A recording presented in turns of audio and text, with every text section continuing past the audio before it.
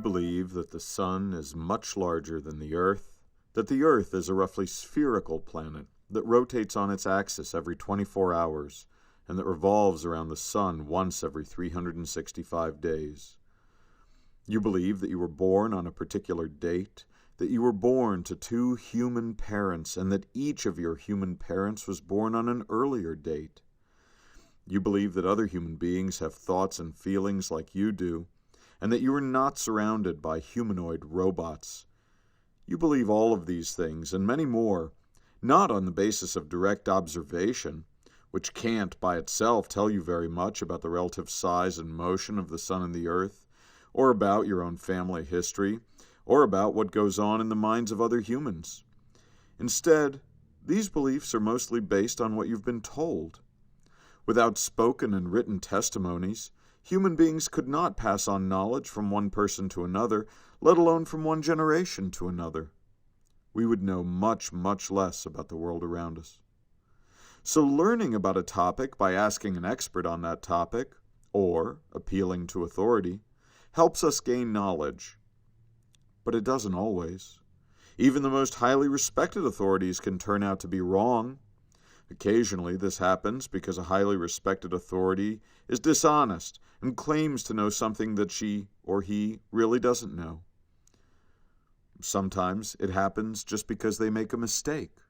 They think they know when they don't know. For example, a number of respected economists did not expect the financial collapse of 2008. They turned out to be wrong. Maybe they were wrong because they were overlooking some important evidence. Maybe they were wrong because they were misinterpreting some of the evidence they had noticed. Or maybe they were wrong simply because they were reasoning carelessly from the total body of their evidence. But whatever the reason, they turned out to be wrong, and many people who trusted their authority ended up losing lots of money and losing lots of other people's money on account of that misplaced trust. So while appealing to authority can sometimes provide us with valuable knowledge, it also can sometimes be the cause of monumental errors.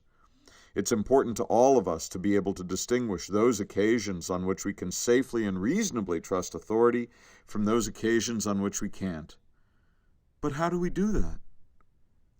In order to do that, nothing is more useful than an authority's track record on a particular topic. If someone turns out to perform well in a given situation much of the time, then it's likely that he or she will continue to perform well in that same situation, at least in the near term. And this generalization holds true of the testimony of authorities as much as of anything else.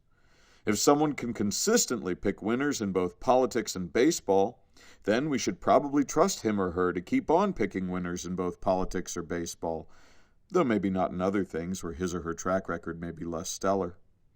If other forecasters have a poorer track record on those same two topics, then we shouldn't trust them as much. So whenever you're considering whether to trust the testimony of some authority, the first question to ask yourself is, what's their track record on this topic? And notice that you can apply the very same lesson to yourself.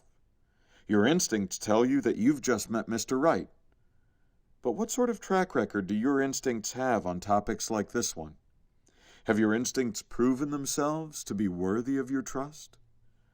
Just as we judge other people's testimony by their track record, so too we can judge our own instincts by their track record. And this brings us one step closer to an objective view of ourselves and our relation to the world around us.